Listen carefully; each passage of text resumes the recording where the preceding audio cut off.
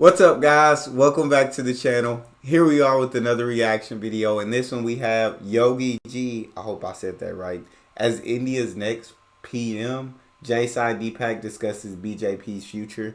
Now, before we happen to dive into this video, if you guys would like to support the channel by becoming a member, there's a join button down below. All you got to do is quickly tap it and receive exclusive benefits that I know you will enjoy. But let's check out this video. I assume Yogi G was maybe the person, because when was this video made? A year ago, was maybe the person who was running against Modi to become Prime Minister. Or if my assumption is wrong, I guess I'll learn in this video. Your friends are scrolling through short content, but you, my friend, you're here to learn. Welcome to yo. Let's do it. There are 4 or 5 people within the BJP who could be sort of next PM candidates. Okay. So this is within the BJP, and that's the party that Modi's a part of, right? So he just said, who's the next BJP candidate, I guess, after Modi's done, who the next BJP candidate will be. Modi ji probably has 4 years left. And then at some point, he's going to take a step back. Everyone anticipates that as well. His whole kind of basis, and this is what I've learned from Sanjeev Sanyal, is that he wants to focus on infrastructure. Right. Someone will have to take the game forward. Right. Simple question, who's the next PM? What's the future of the BJP?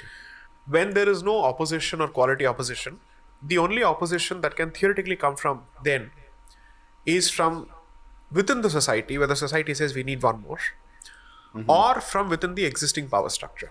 So this is a theoretical projection, not based on any first-hand knowledge and based on what has happened in the past. If that were to happen, I would see the gradual formation of what I call the Naram Dal and the Garam Dal within the BJP. The Naram Dal focuses only on infrastructure, investment, all this. The Garam Dal saying, पथराव हो रहा है, stone pelting हो रहा है, हर Vande Bharat express पे पत्थर फेंके जा रहे हैं. And you have people asserting themselves in the most vigilante fashions possible. And you're looking at illegal migration. You're looking at China. You're looking at the changing demographic balance in border districts, in close to 200 districts. Are we then creating Vikas, where a country with fantastic infrastructure is ripe for taking over? आप सब कुछ तैयार करके किसी और के हाथ में दे देंगे? Hold on, I'm gonna see if they got yeah. Let me go back. Are we then creating Vikas, where a country with fantastic infrastructure is ripe for taking over? आप सब कुछ तैयार करके किसी और के हाथ में दे देंगे? Effectively, what's happening with Europe? Okay. First, I thought maybe when he was speaking a different language that the closed captions would be able to pick it up. I'm sorry. World infrastructure being handed over to third world immigrants, especially from the Middle East. Okay?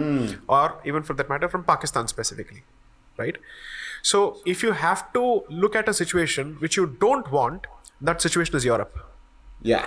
Where you've got Vikas, but you have zero cultural moorings or civilizational identity anymore, thanks to their hyper focus on secularism, where they've killed their own identity. And they don't have an identity to speak of. And when identity does not exist, the human consciousness will be filled with something else, because vacuum cannot exist. दिमाग खाली नहीं हो सकता है, कुछ ना कुछ होगा. Either it's gold or garbage. It's for you to decide. I feel that. So this Narandal Garamdal fight may at some point come to the fore. And that may result in changing the outlook of the party, or it could result in other possibilities. I hope it results in, let's say, a reorientation of the apparatus for a good reason. Because it's now become a winning machine, right? For the most part, of course, state-wise, they have lost a few. And with that traction momentum, I think it would be a tragedy if that momentum is cut short because of irreconcilable differences within on these aspects. So they have to start accommodating it. So somewhere I'd say a Yogi G's approach to law and order, okay, the continued insistence on infrastructure, right? Both these may have to go hand in hand. You have to realize that not only has Uttar Pradesh improved in the context of law and order from 2017, it's also done really well in terms of infrastructure, by the way. It's just I would just assume that the next person in line would be a candidate who kind of follows the same path that Modi would and has the kind of the same core principles and values that Modi does, because it seems like Modi's done so much that's great for India. Like, he's got them on the right path, and I know he's focused on infrastructure right now. So would the next candidate not be, I guess, with the BJP party, would they not push someone up who kind of shares the same mindset as Modi and continues to push the ball further for India? And his, I guess, worst case scenario, it would be someone from outside of the country who's Indian but maybe moved outside of the country, lost their sense of culture, lost their sense of identity, all of that, and then came back and somehow became the leader of the country. He disagrees with that wholly, it sounds like. But I'm not sure who Yogi G is. But yeah, I would have just made the assumption that someone of the same mindset of Modi would take over next. But assumptions aren't good. Don't make assumptions. So Law and Order from 2017, it's also done really well in terms of infrastructure, by the way. It's just that I think his branding is extremely intense for the left wing, that they push certain narratives. What's the population of Uttar Pradesh? 25 crores, close to that. Okay. But at 1.4 billion, you're looking at least 20 crores. Which state in this country can handle that kind of population? And this is a state which is unfortunately previously called one of the Bimaru states. Bihar, Madhya Pradesh, Rajasthan and Uttar Pradesh. Right? He did not inherit a Gujarat. He inherited an Uttar Pradesh after Mayawati and Samajwadi Party. Right? People living in Noida will tell you that there were massive power cuts and every house had to have either a generator or an inverter depending on what they could afford. That's changed. Wow. Roads have become safer and better. Police stations are more approachable. Previously, a police station in Uttar Pradesh was a difficult place to go to. You never knew how you'd be treated. That has changed. At a police station? Samsung wanted to move out of Noida because they weren't sure of how the new establishment would handle, let's say, investment. He convinced them to stay back. The manufacturing facility, from what I understand. A delegation comes from Iran. He brings together that delegation with artists in Uttar Pradesh of Shia Persian origin and makes them meet each other. And he says, you know what, if you have any problems investing in the state, I'm available. Here's a hotline. This is what I've heard from reliable journalists. Okay. Wow. So clearly he seems to be able to balance both sides. You know, in a state like Uttar Pradesh with its huge legacy, let's not forget that Ram Janmabhoomi happened in Uttar Pradesh. Therefore, there are very clear communal tensions in the state. In terms of legacy, what he has inherited. I would say, compared to that, his turnaround, it's one thing to actually do well in a state which already has a fantastic reputation for progress. But to do it in Uttar Pradesh, it's always been associated with what?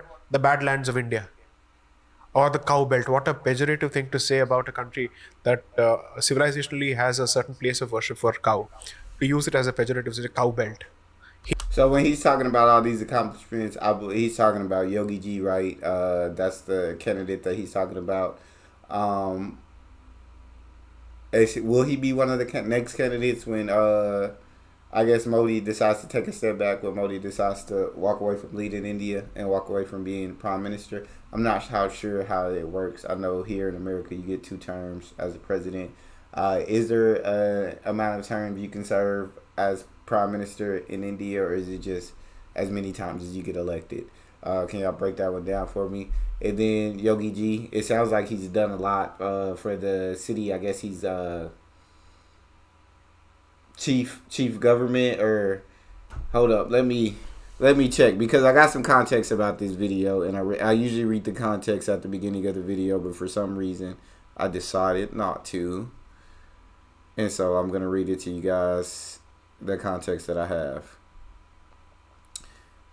Prominent member of the political party BJP, like Modi, serves as the chief minister of Uttar Pradesh, one of India's largest states, as the second most popular political leader in India after Modi. He is widely seen as a strong contender for the next prime minister. Yogi is renowned for drastically reducing the crime rate in UP, a state once notorious for its high level of gang violence and insecurity. So yes, I should have definitely read that before we actually jumped in. But so it sounds like Yogi is definitely, I guess, the next guy in line. if he's the second most popular leader behind Modi in India, if he's had all these accomplishments in Uttar Pradesh, then why would he not be the next guy in line?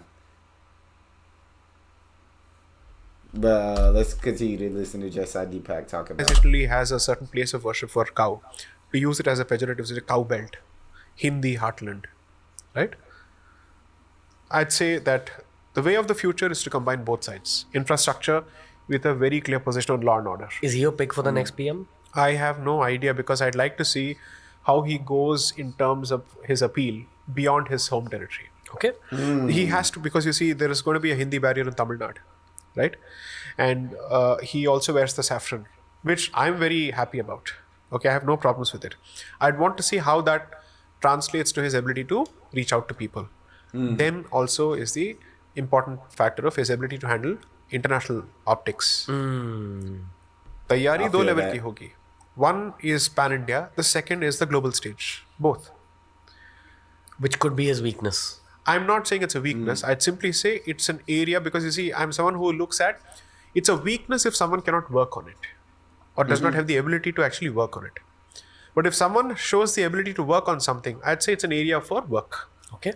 That's how I'd put I it. like that. I I don't like the have way you enough put it. research or facts and figures to argue on the left's behalf. I'll tell you what the left will say. Encounter killings. Okay. That's what they'll latch on to. They'll say law and order. Ask the women folk, or even men folk for that matter, or to use their language, the non-binary gender identity. Okay, if they're safer in Uttar Pradesh today compared to before. This I can validate. Because I've been to Uttar Pradesh a lot. This is the general narrative. Right. Safer than ever. Lucknow has become such a place to go to. It's brilliant. Hazratganj in Lucknow mimics Connaught Place in Delhi in terms of its architecture. What a happening place. Of course, I'm not going to say that let's use that as the basis for everything else. But other cities also. It's not as if this is one of those states where it has only a couple of cities to showcase. It's trying to do, so you have a Prayag, you have a Kashi, you have a Noida, you have a Lucknow. A lot of these cities, each of them is capable of generating a lot of income because they have traditional industries. Bhadoi, which is about 60 kilometers away from Varanasi, is known for being the carpet town of the world. Most carpets that go from Bharat have some contribution from that place. Similarly, several places have each, let's say, their own industries, their own legacy of industries. So it's actually a sleeping giant which is awakened. And Uttar Pradesh can turn around. The two states which, frankly speaking, are beautiful, culturally rich, and which have the resources. Bihar and Uttar Pradesh. Turn them around.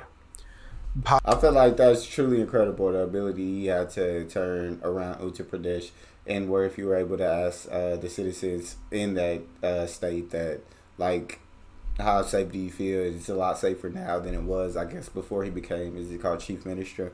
And so it sounds like he's done an incredible job, but what I guess Deepak is saying he wants to see is he wants to wait before he decides, hey, this is who I would vote for the next candidate behind Modi.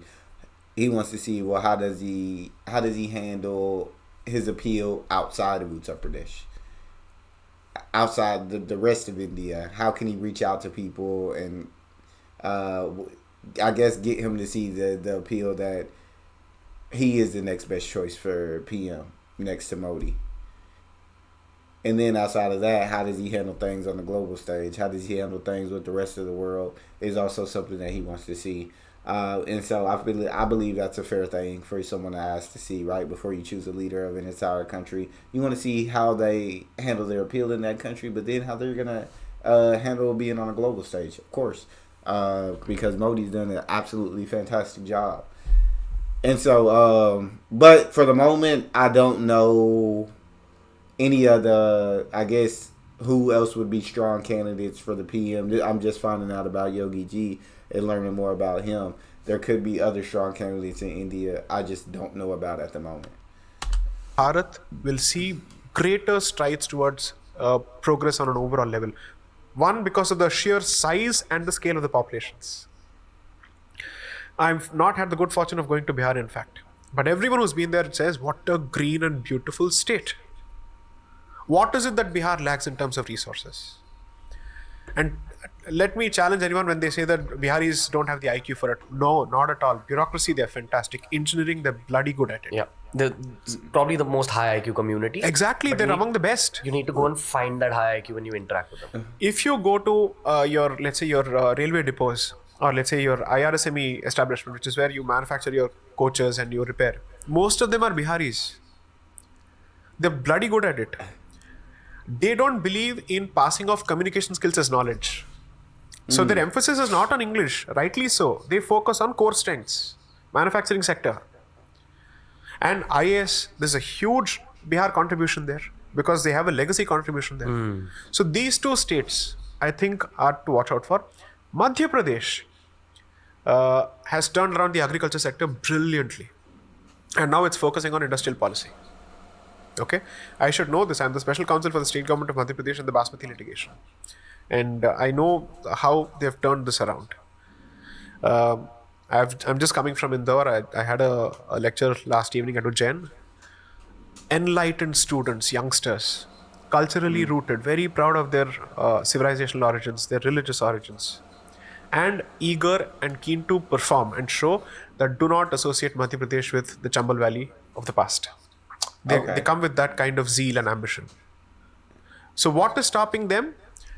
If there are right opportunities provided, these three states, huge, large, resource-rich, can turn the India story around, the Bharat story around, fully. By selling things to the rest of the world. Yes. You know, one of the things that's undertapped is what I call the branding economy from the perspective of intellectual property. I'll give you a simple example. Sure. What do you think of France when you think of, let's say, foods, liquids, champagne, Yeah. right? Scotland, you're looking at Scotch whiskey, right? Or the the tweed jackets on and so forth, right? Why? One is creating a product. The second is to create an ecosystem around it and quality standards so that you know champagne ki quality ye hogi. This is how it should be. Swiss cheese, feta cheese, Greek cheese, or whatever it is, right? During World Trade negotiations, these countries were fighting for rights over spirits and cheeses because that's their primary industry. Each of these states has such products to offer across the board on the manufacturing side as well as on the agriculture side.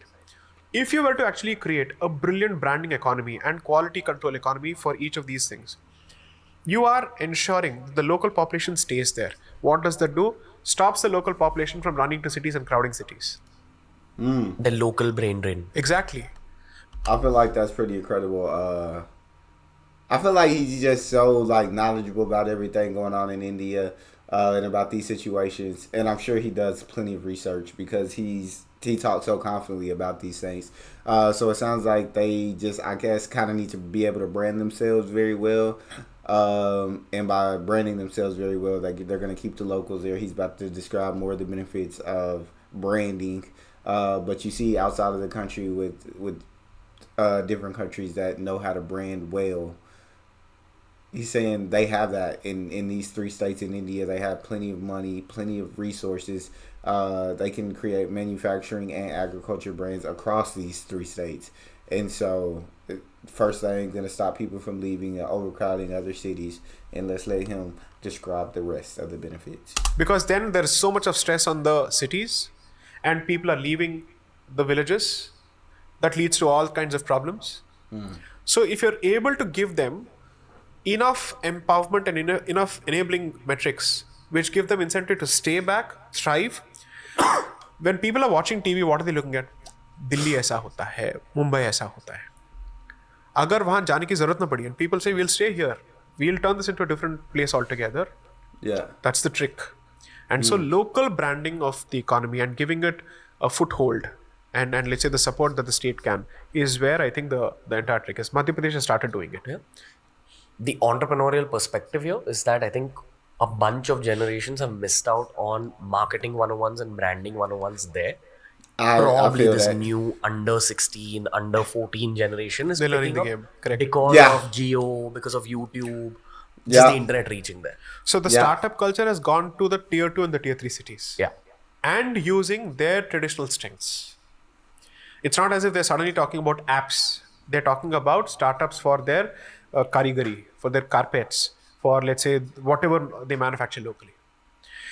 here there is a huge leap in people's understanding of what is known as the GI tag, the geographical indications tag, like Kanchipuram silk, basmati rice, right? That tag is what gives it value.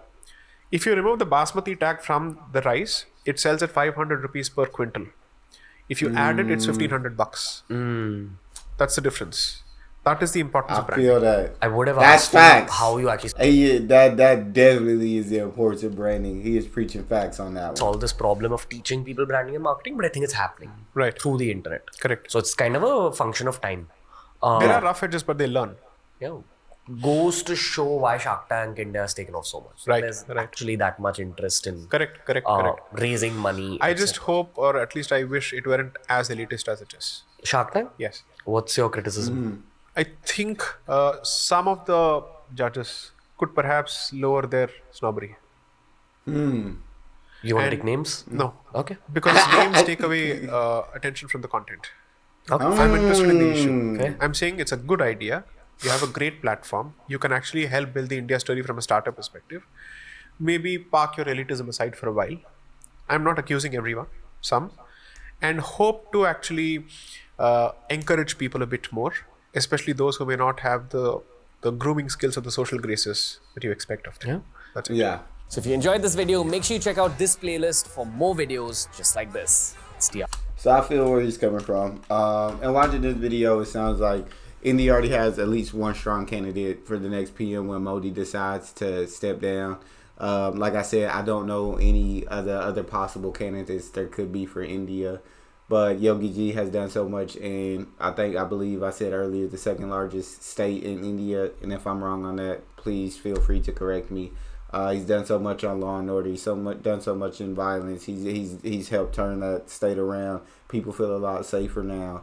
And so, in doing all that, he's a strong candidate that they believe could I guess, move the ball forward as Modi steps down. But again, there could be other candidates that are just as strong that I don't know about. But with him being the second most popular behind Modi, I guess it would be his race to lose once Modi decides to step down. Let me know what you guys think about that video. I thought that was very interesting, especially in the branding part where it's like, yes, the younger generation are marketing and branding. They're learning so much about the importance of marketing and branding and exactly how to do it. Whereas in the older generations, they didn't learn much about that aspect. They didn't learn that wasn't as important then as it is now. You feel like, I guess learning about the skill of doing it as important. Marketing and branding has always been important, but that's all we have for this video. If you guys enjoyed that, please don't forget to subscribe, give the video a thumbs up, and check out the next one. See you guys next time.